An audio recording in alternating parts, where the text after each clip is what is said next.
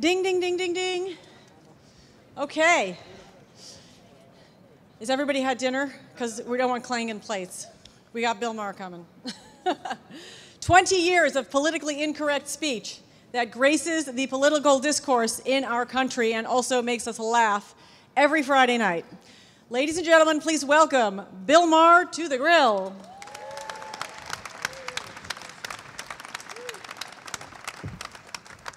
Thank you very much. We've got fancy microphones. Okay, so is it true that Susan Sarandon was in the elevator and just saw her in the elevator. It must be true. Asked you for a joint? No. Look at how fast a rumor gets started. Okay, well, that was indeed the rumor, and since I'm a journalist... I saw her in the elevator, and quickly a writer's embellishment happened. Damn, it was a pretty good headline while it lasted. Okay, well... So, something I sort of wanted to ask you for a long time is, do you consider yourself a political commentator who dabbles in humor, or a comedian who has sidetracked his way into political commentary? Well, politics was never a sidetrack, but I was always a comedian first and will always be that. And it's been a great It's been a great run on TV for 20 years. I hope it goes on more, but when it stops, it does for everybody, I'll still be able to work the road like I do now. Well, first of all, it's essential viewing in my household on Friday nights, and I can't tell you what the reaction was. I had so many people say they were. It was interesting how excited they were to learn a little bit more about you, because you're usually doing the interview, and now we get to grill you back a little bit. Ask me anything. I am an open book. Okay, here's one. How do you feel about President Obama? You supported him with a very big donation, and he's been something of a disappointment to some liberals. Yeah, I mean, no president, I think, is perfect for everybody, even the people who supported him. And yes, I could list the places where I've had arguments with him, as a lot of liberals have. The drug war, obviously, is one. Keeping up a lot of Bush's programs in the war on terror, we thought that would get better. But I'm also very mindful that he can't do everything at once. You know, he came into office with probably the worst economy any president's come into since FDR, obviously with the Depression. It wasn't just a bad economy, it was a tire fire. I mean, Bush left a flaming pile of dog shit on the White House steps, and this guy saved us from having a depression. I think that's going to be what history writes. He also got health care through. Every president has tried to do that for the last 100 years. Saved the auto industry, got bin Laden. You know, there's a lot of really good accomplishments. Got the bankers out of being the middlemen for college loans. And we're not quite done. And he's dealt with a level of hate and disrespect I don't think any president has ever had to deal with. So on balance, yeah, I'm certainly fucking glad he got elected and reelected, and I'd do it again with the money. Okay. It's a wild crowd you got here, by the way. These people are... Not like a stand-up crowd. It's like intellectuals. Okay, business intellectuals, if there is such a thing. Well, okay, I'm going to argue with you just... That's what I try to be. But I'm going to argue with you a little bit there. I mean, he is in his second term. This is the moment for him to seize his legacy. Unfortunately, I do watch your show like religiously, even though you're so anti-religious. And you know, I think you don't hit him very hard on the show. That's funny, because so many people say the exact opposite to me. Why are you so hard on Obama? Really? Yeah. So I think he's probably having the same situation I have. If you get it from both sides, maybe you're doing something right.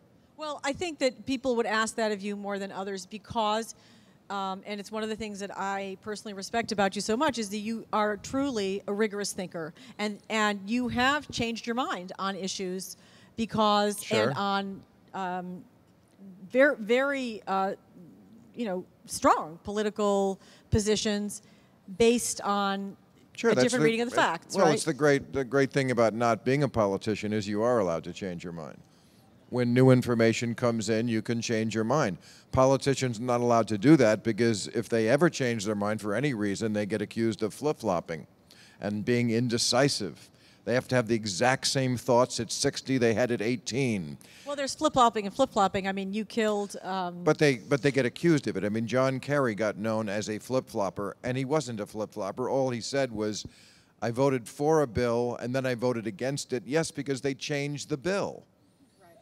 That was all that was happened there, and for the evermore, the guy is known as being wishy-washy. Right, but then, you know... He wasn't wishy-washy to the Viet Cong, I'll tell you that.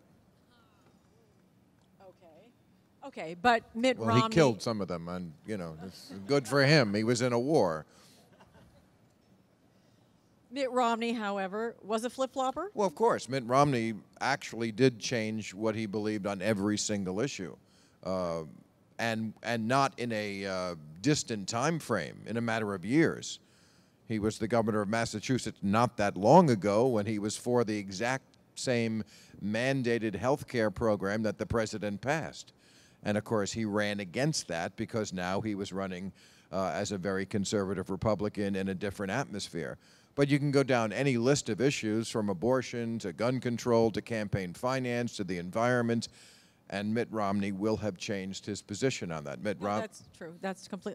I think in some cases flip-flopper is warranted. And change, I mean, that's the challenge of being a politician. You want to be able to change your mind on something. Yeah, I mean, Obama just did it with Syria. He changed his mind. And I'm glad he did. Managed to look like a flip-flopper doing it. I don't agree. I mean, he looks like a flip-flopper if you don't read the backstory, if you don't know that events changed. That's why he changed, because Syria put something on the table that wasn't there before. They said, we'll give up the chemical weapons. Now, isn't that a better outcome? That we don't fire a shot and get what we wanted? Well, yes, if only the Russians hadn't thought of it first. But anyway, we don't have to do... Who cares who thought of it? Well, because we're... Oh, look, I got an applause break. Well, I think I'm all right. That's fine. I think that we look to our president for leadership, and I think that that's what he was getting dinged on in that case, not about whether it was somebody else's idea first. That's all. Well, to me, a leader is the one who figures out the best plan and gets the best result. Bluster is for rappers and John McCain.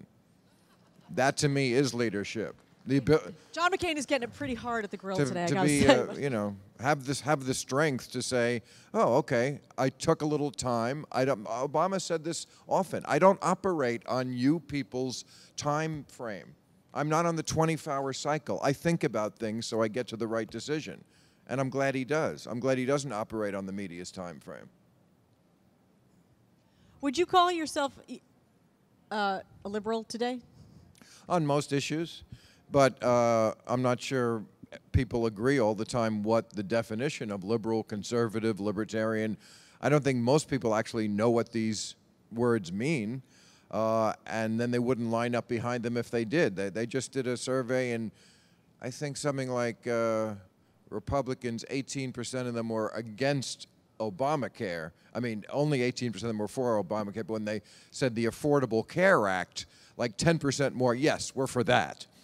They don't even know it's the exact same thing. There was a guy in Kentucky who said, they were explaining to him the Affordable Care Act, and he said, well, this is a hell of a lot better than Obamacare. That's a good one. This is the new, get your government hands off my Medicare. Remember that? Yes. The guy who said, get your government hands off my Medicare. That's true. Which is kind of funny. Medicare's run. No, we get that. That would be the irony there. Crowd, Bill. It's the smart guys. Okay.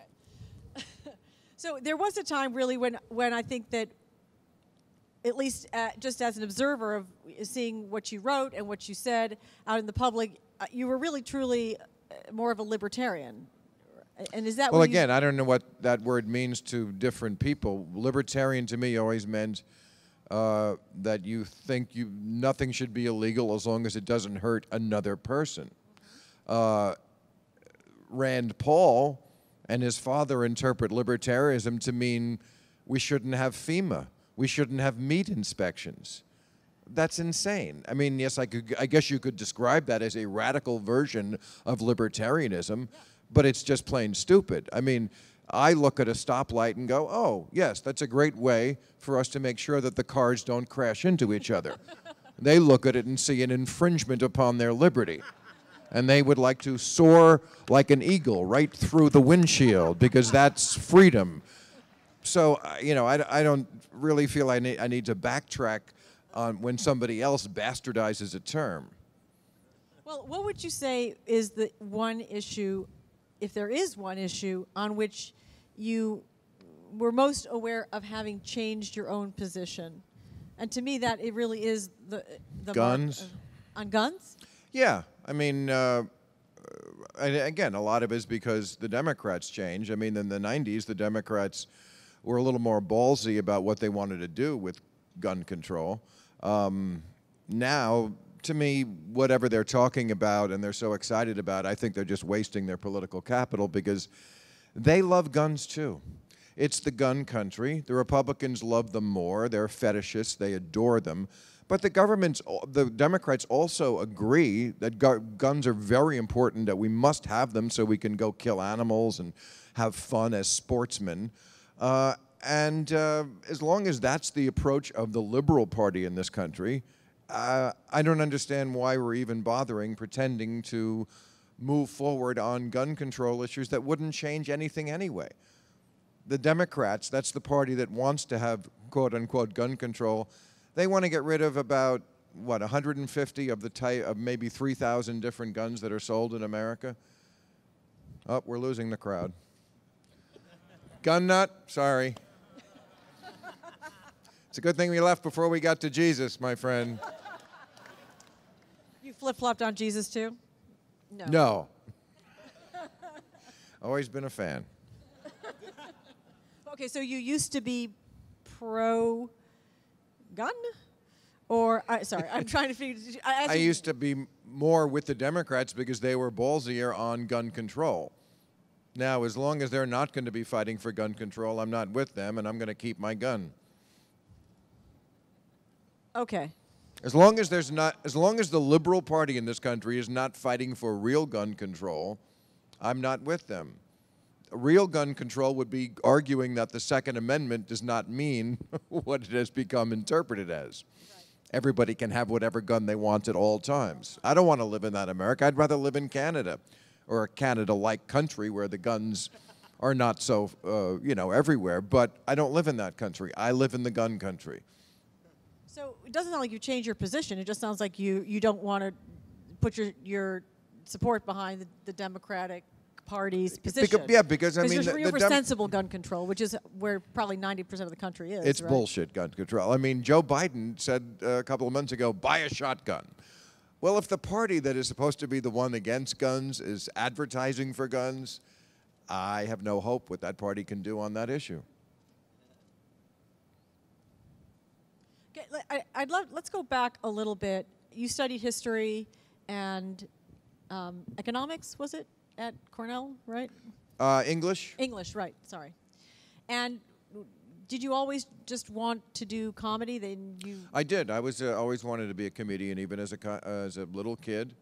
I watched the comedians on TV, and Johnny Carson, and I guess Ed Sullivan when I was little, and I wanted to do that. Looked fun. And so you went to Cornell?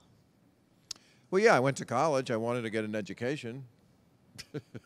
I wanted to know what I was talking about when I was making people laugh, and I'm glad I went. I'm glad I got that education. I probably wouldn't do the show I was doing if I didn't have it. So at what point did you find that you were veering more overtly towards taking political stances that were contrarian and less about comedy and more about a political statement? Well, I've never done that. I mean, I never tried to be a contrarian. My bond with my audience has always been to tell them exactly what I think and not to pull a punch. But I have never, ever taken a stance just to be different or to try to gin up a fight with someone. And as far as politics with the comedy, our show has always been a hybrid of comedy and serious. The panel can get serious, and that's okay. But in areas where it's strictly comedy, the comedy pieces of the show, that's where the comedy has to come first. You know, I'm not going to do a comedy routine on something if the jokes aren't there. So not everyone, you know, always is I think understands what a hybrid show is, that, you know, it moves back and forth between comedy and serious. But I think after all these years, the audience that has stayed with us and grown, I think they like that part of it.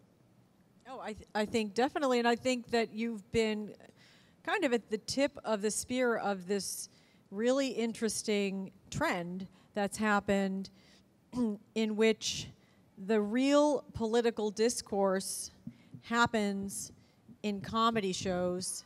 And I say this with some embarrassment as a lifelong journalist, the discussion that ought to be going on around journalistic roundtables is actually going on led by, I'll say like that, a comedian. Do you know what I mean? Sure. And that's embarrassing for me as a journalist, honestly. Yeah. I mean, you know, when people talk about journalism and the media, it must be somewhat frustrating because who's in their head when they're thinking about that? I mean, the media is everything from TMZ to Dexter Filkins risking getting his ass shot off over in Iraq. Love Dexter. And you know, some of the how many correspondents did we lose in the Iraq and Afghanistan wars? I think it's over 100. And a lot in Syria really as well. Brave, serious, smart people. That's the media and everything in between, going back to, like I said, TMZ. So I think when we talk about the media or journalists, we kind of have to define who we're talking about, because I can talk about them in glowing terms, and like you, I sometimes want to trash them. Well, because they're different people. well, I'm one of them, and you know, have trafficked in both places, actually, having come from the New York Times, and now I work in entertainment, and sometimes you're dragged toward the celebrity thing where you don't necessarily want to be if you're a serious journalist. I'm actually talking about Washington journalism, which I've never had anything to do with, really. Right. And that's its own club and it's its own ecosystem, and I think that that's where you particularly have sort of said the emperor has no clothes, right? Well, I think, you know, the point that a lot of people make in and out of journalism is that they're too close to the politicians, that they don't really go after them because they want access. And so there's a lot of ass-kissing that goes on instead of asking the tough questions. And I would concur. I think that goes on a lot.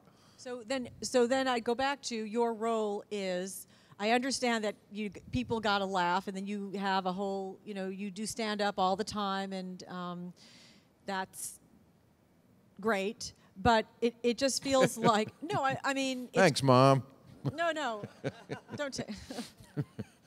But, I mean, I don't know if you are, how you take the measure of the impact you have as a singular voice, I would say. Well, I just hope people, A, are entertained, and B, at least will consider maybe the other point of view if they haven't before. You know, when I travel the country and do the stand-up, as you say, that's, you know, mostly if people are going to pay $70 or $100 or whatever it is to see you, they generally like you a lot to begin with. You know, sometimes people say to me, oh, you were in just Alabama. What was the crowd like? Like everywhere. Bill Maher fans. I would never know where I was if you just dropped me into a theater. I could be in Alaska, I could be in Berkeley. It's all the same because the people who come out to the theater. That's different. Well, how would you characterize a Bill Maher fan, honestly? Wise, intelligent, right about everything. No, I mean, you know, they're the people who, they're free-thinking. Do you get people like who hate you? Do you get haters outside any of your stand-up? Never. Never? Like I said, when people have to pay for a ticket, you know, they generally are fans. You know, sometimes you'll get nuts outside the theater. Yes, when I play within 500 miles of Kansas, the God Hates Fags church is usually there to protest me.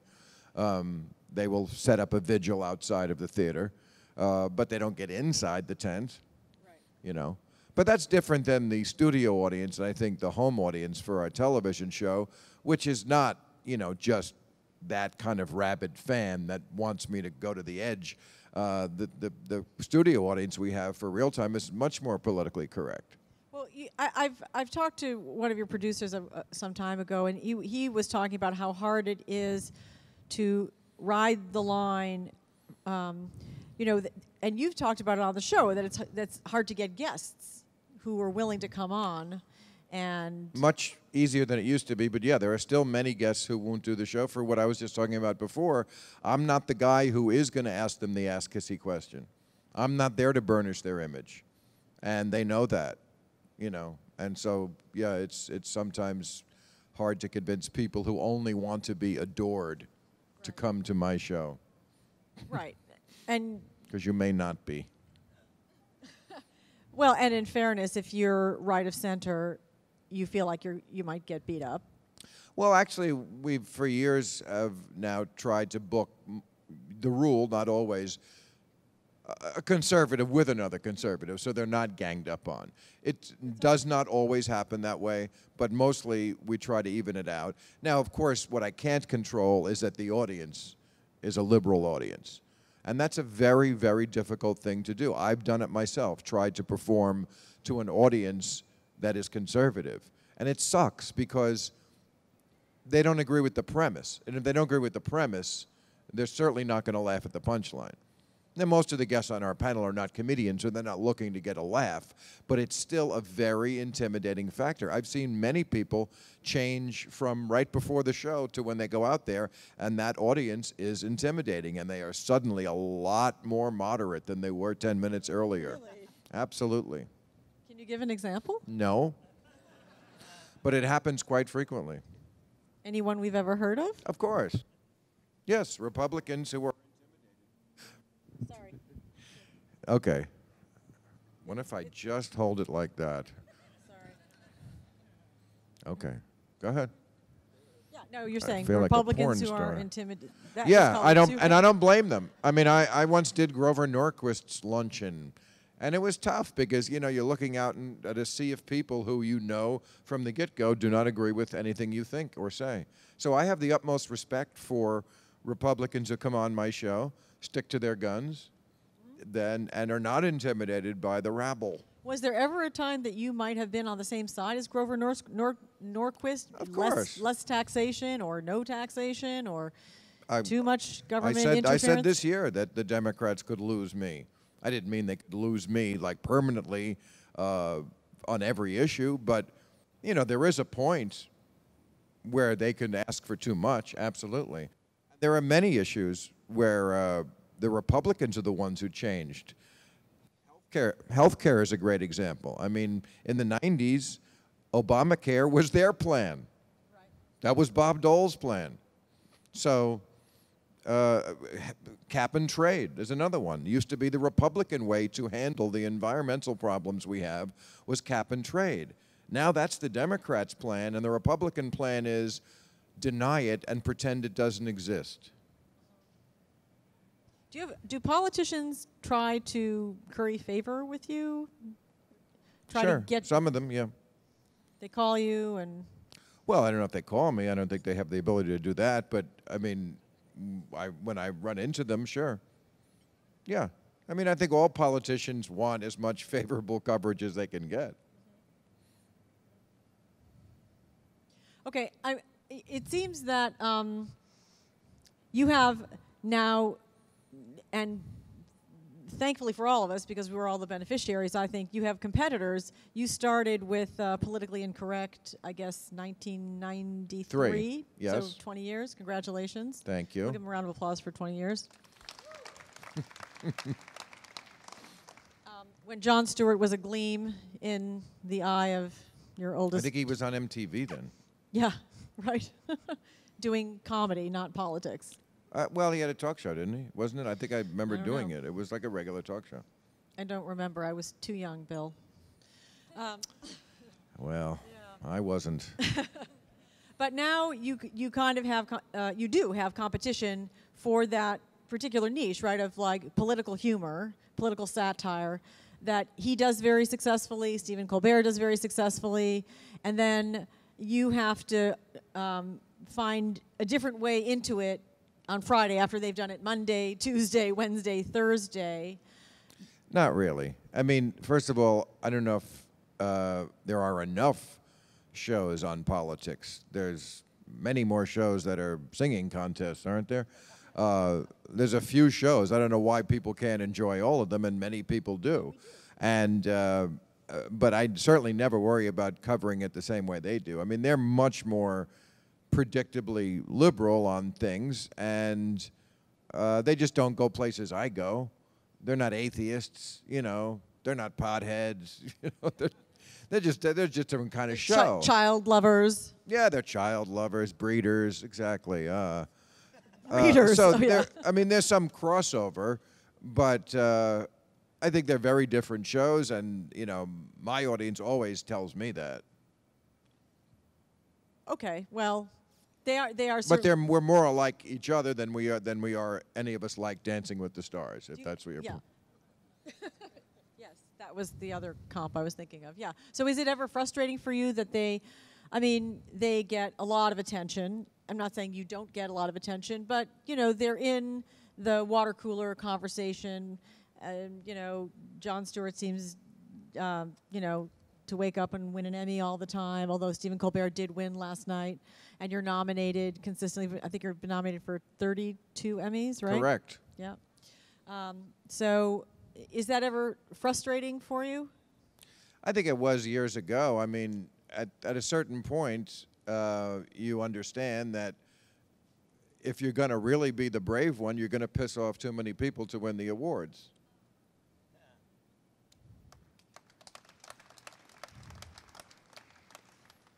You think you've pissed off too many people to win the Emmy?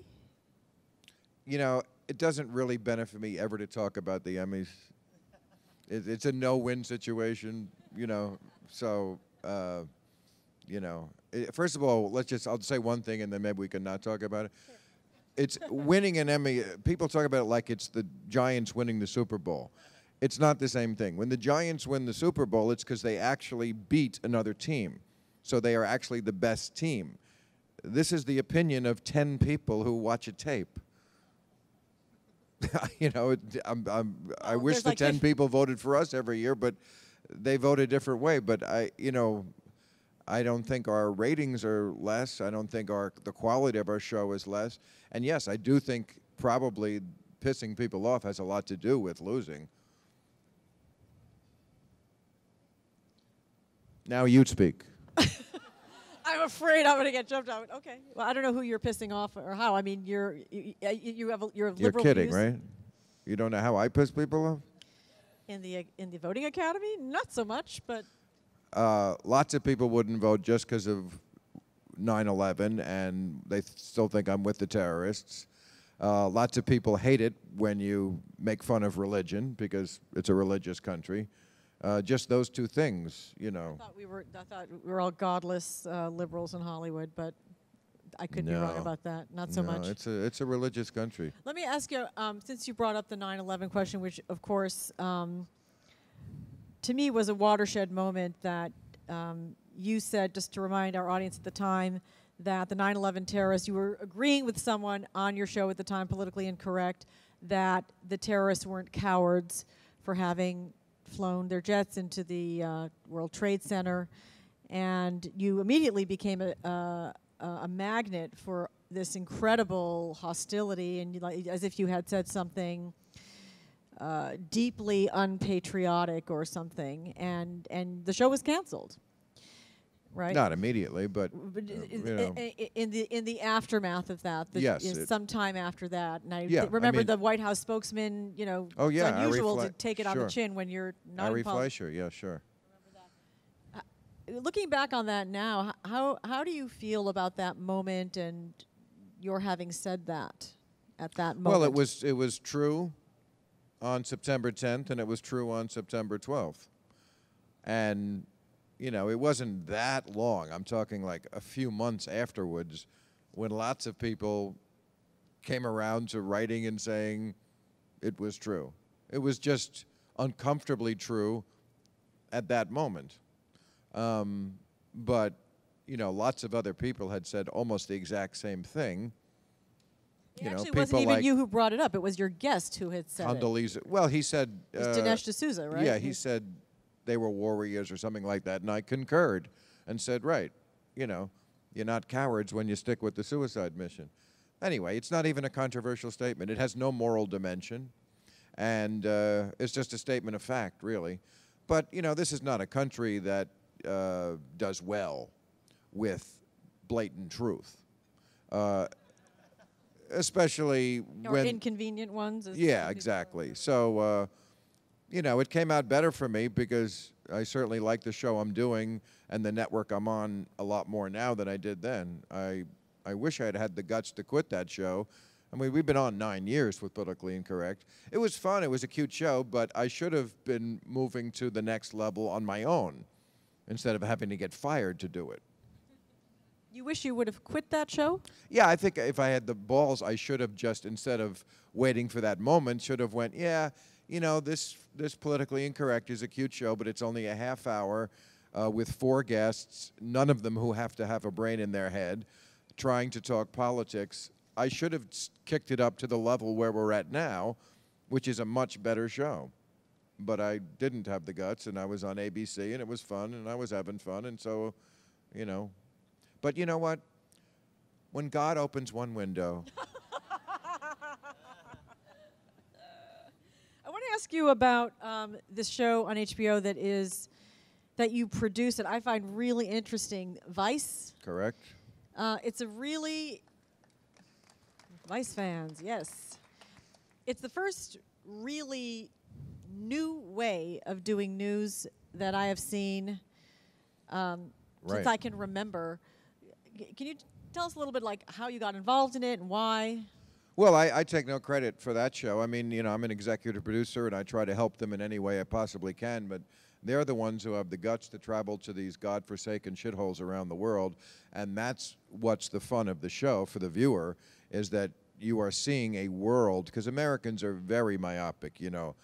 They very often don't even know what's going on in their country. They only know local. You know, most cities have like 2 hours of local news that outranks, you know, in the ratings when the nightly news comes on, and even the nightly news only has 1 slug of real news before you get to the bullshit about the one-legged skier. So, as far as like what's going on in the rest of the world, they are really clueless. So it's just such an eye-opener for people to see conditions and events that are happening in other parts of the world that they had no idea about. And these guys, they're just so brave. They get all the credit. I mean, to even go to some of these places. How did you get involved? Well, you know, Vice was a magazine and a website, and they were doing very well, but they wanted a broader platform, and they came to HBO. And HBO, in that meeting, both of them said, you know, Bill would be a good natural person to sort of like shepherd you into the television arena so that he could take some of his expertise, because he's been in television for this long, and try to make this into more of a TV show than what it is now. But again, I mean, these guys get all the credit. I am. So do you have any involvement with it, or? Well, yeah, I have plenty of involvement with it. I just don't go to those places. You don't go to North Korea with Dennis Rodman. No, but I look at the footage. That was a great segment. No, I look at the footage when it comes back. I try to shape it with them. But you know, again, I am not the brave one traveling to you know, the oil fields of Sudan, which, you know, these guys, the more dangerous a place it is, the more they want to go. They're crazy. Well, it's very interesting for me as a former foreign correspondent to compare their version of doing Tahrir Square and the version you'll see on CNN or NBC News. It's interesting. You don't necessarily learn something different, but you know that it's going to engage certainly young people in a way that NBC News has no idea how to do. You know, so no, when HBO was trying to decide whether to pick it up, and somebody in the meeting said, well, it's kind of like a 60 Minutes for the new generation. And I said, are you kidding? That the 60 Minutes for the new generation would have been in 1980. They needed a new 60 Minutes generation. We've skipped like 4 generations. I mean, between Shane on Vice and Bob Schieffer is at least 78 years. Difference. I mean, yeah. I mean, it's amazing that nobody did a show like this earlier. A kind of a hip 60 Minutes. Well, it's a little bit out there, and I don't know what the insurance issues are involved or what. But okay. All right. I want to ask you one-word reactions to the following. Oh, jeez. Or no, just, sorry, gut reaction. Doesn't have to be a word. Okay. Oh, good. Okay, here we go. Drugs. I like them. Porn. Never been a giant fan. I've never, ever looked at a porn site on a computer. Children. But I like sex. Children. Children are our future. Teach them well and let them lead the way. That's what I say. No, I've never had that chip in me that wanted children, but I sure see it in a lot of people. I've known guys, I've known a lot of Hollywood players who had never really wanted to settle down, but they really did want to be a dad. And they found a way to do both. Not settle down and be a dad. Guns. We covered guns. I know, but it was on my list. All right. Okay. Well, interviewers have to roll with that, Sharon. True, They that's have true. to That's true. I can learn from you. So, do you know who you're going to... Are you supporting anybody yet for the 2016 election? We don't know who's running. How Well, could I support? Well, obviously it's going to be Hillary for the Democrats. Right. I can't imagine that there'll be someone, considering what's happened to the Republican Party, that would be preferable to me to vote for against Hillary, who is much more of a centrist, I think, than Obama, much more of a hawk, although he's pretty hawkish. I'm not giant fans of the Clintons, but compared to, again, the Republican Party, it's not even close. So I'm guessing it's going to be Hillary versus, the interesting race will be within the Republican Party, because there is that civil war going on between the potty-trained Republicans and the people from the Tea Lagoon, and we'll see who it's either going to be Chris Christie from the old school, or one of those new ones like Ted Cruz or Rand Paul. So, couldn't a Bush make another appearance? Yes, Bush is an old school type of Republican. Jeb Bush, yeah, he may very well run. And when have we ever had a bad experience with a Bush? But one might wonder if there's, the Republican Party seems in such a bad place that at some point they'll need to remake themselves into a political force that's more in touch with. You would think so, but mainstream. we've been saying that for quite a few years now. And I don't know, maybe they don't care that much anymore about winning the White House, and they just want to be a congressional party, because the way the districts are gerrymandered, they can hold on to the House probably for a very long time. They control the House handily, and yet in the last election, they lost. If you look at the total number of votes, more House votes were cast for Democrats. But because of the way the districts are gerrymandered, they were able to keep those seats. So they don't really have to worry about pleasing the majority of the American people, and they don't worry about it. One thing they fear about Obamacare, probably the main thing they fear about it, is that people like it, and it's working. It's bending the curve in the right direction economic-wise already, which is the reason why we passed it. And they're afraid that once people, taste this heroin of health care, they're not going to want to give it up. Well, of course they're not. People like to not be sick. It's a crazy thing with human nature. Is there any circumstance you could conceive of in which you yourself would run for office? Of course not. I'm the last person who could ever win office. They would only have to show any tape of any show I've ever done, and there are 10 things in there that would disqualify me. But, crazier things have happened. No, they haven't. No. First of all, no atheist could ever win office in this country. Sarah Palin was, our vice presidential candidate, so, Well, that's she was chosen for that. Nobody elected her to the high office. She was number 2 on the ticket, and she's not an atheist. She's in line with the Jesus freaks who are the majority in this country. Well, hold on. If we were talking about California, Well, they weren't going to win California. No, I'm not talking about Palin. I'm talking about you. There are places where not being a religious person are not necessarily Not really. a political liability. Well, then why are there 0 atheists in Congress? They are the least represented people in this country, because the number of people now who say they do not believe in any religion and either agnostic or atheist is approaching 15% in this country. But the representation isn't 15%. 15% is a bigger minority than blacks, Jews, Latinos, gun nuts, whatever minority you want to say. 15% is higher, but we have 0 representation. But that is changing. People are coming out of the closet. As atheists. Absolutely. I had Billy Crystal on Friday night. His book is like, no, I can't really believe in a God. You know, who would have ever thought about Billy Crystal? They're out there. They're thinking it. They're just afraid to say it. But that's changing. It'll be the new gay marriage. But that's not honestly that...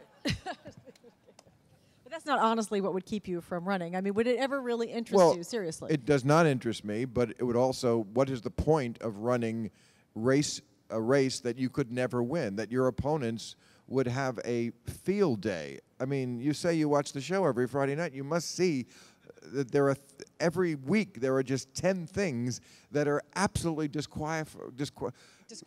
qualifying for me to run for high office. Well, I mean, running for office is all about being political. I'm all about being not political. Well, sometimes I think that could work in some cases, but okay, I take your point. You're dreaming on. That's possible. You're dreaming. It's possible. Wanted to ask But you I would never want to be in that. I mean, first of all, you got to get up in the morning, and you have people are scrutinizing you even more than they do in show business, and they follow you everywhere, and you have to wear a suit and tie, and kiss babies and shake hands. It's just never going to happen. Well, okay, but that brings me to my next question, which has to do with the scrutiny that everyone is under all the time, not just politicians. You're a big tweeter. You've got a massive Twitter account, lots of followers. Few million, yeah. Talk for a minute about your relationship with Twitter. Is it an authentic relationship? Well, it's definitely authentic in the sense that only I ever write it. I mean, people don't write it for me. I don't do it every day. I don't think I've done it in a few days now. I mean, I do it authentically in the sense I do it when I have something that I think is appropriate to tweet. And if I don't, fuck it, I don't do it that day. I don't want to be owned by it. And if I had to do it, on some sort of schedule, I would resent it. And I like it. I like doing it. I like that connection. The piece we did at the end of our show Friday night was about Twitter. So we'll see how big of a fan you really are now. Okay, you got to forgive me. I had TheGrill coming. You just said you watch it every Friday. I'm just saying. You know what? But it was about the people on Twitter who are such haters and how much they put off people who we would like to all read our Twitter feed, but it's so full of morons with their vitriol that it just makes you not want to do it. You get a lot of vitriol back at you over Everybody Twitter. does. That was the point of the piece. No, Bill, not everybody does. No, everybody does. That's the point, is that if you ask any celebrity, and we read some of them. Every celebrity, okay, well. I'm saying. Oh, I'm sorry, yes. Right. People with 8 followers who are all their close friends don't get vitriol. But Jonah Hill gets vitriol, and there's absolutely no reason for it, was the point. And so you're saying it's kind of a mixed blessing. You'll engage in it. Well, I'm just saying I wish it could be more of a two-way street, but I have to be in a very good mood to wade through, the bullshit. And Joy Behar was there, and Chris Hayes, and we both had this. And Billy, we were all saying the same thing, that we all used to read it and we all can't now, because you have to wade through so much hate. And Joy was saying, I just want to say to these people, why are you following me? if you just want me, if you to tweet die, you should commit suicide or whatever they tweet. It's just ridiculous. Well, it's fun to watch your Twitter feed, but I could see. And you're not a Facebooker. You're just a Twitterer. Yeah, I don't understand Facebook. I mean, I don't need it. There's a thing called Pinterest too. You might really like that. What's that? Pinterest. Pinterest. No, I don't know what that is. It's for ladies who like to pin stuff. to their digitally. Oh, I see. Women mainly. No, I don't. I mean, Facebook. I mean, why would I want to keep up with people who I cut off purposefully? You know, like people from high school, and I mean, I just don't want to do that. I mean, if I want to relate with somebody, I see my friends. I love my friends, but I don't feel any need to relate to them on Facebook. I just don't get it. I really don't. I don't get the whole thing that you have to like share everything in your life with maybe it's an age thing, but I mean, the idea that before we had this technology, I'd rush over to your house with a picture that I took yesterday. Hey, Sharon, look at this picture. It's me yesterday. Or not, yeah. I'm late. I got to go run this picture over to another guy's house I know and show it to him. I mean, just because I can do that electronically, there's no attraction for me. I don't get it.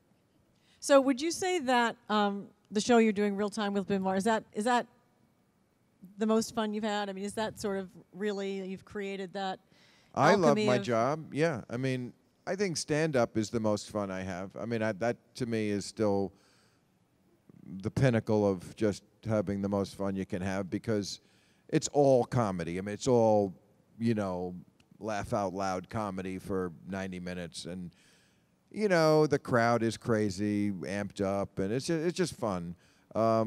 But the show's fun because it's different every week. It's different news and different guests and a real challenge. I mean, it kicks my ass every week working on it. But that's the great thing about doing a once-a-week show, is you can try to make it into a more polished, gem of an entity. That's your goal. Versus when I did an every night show, anybody who does an everyday show will tell you, you can only make an everyday show so good. You just don't have time. It's off the fly, and that's the charm of those kind of shows. David Letterman made that his hallmark, was that, we're just, kind of took over the studio, and we're going to use the camera guy and the AD, and we're going to just be on the street and talk to people, whatever. We're going to throw shit against the wall and see what sticks. That's I mean, there is great charm to that, but it's the difference between playing baseball, which you play every day, and I play football, basically. I have a game once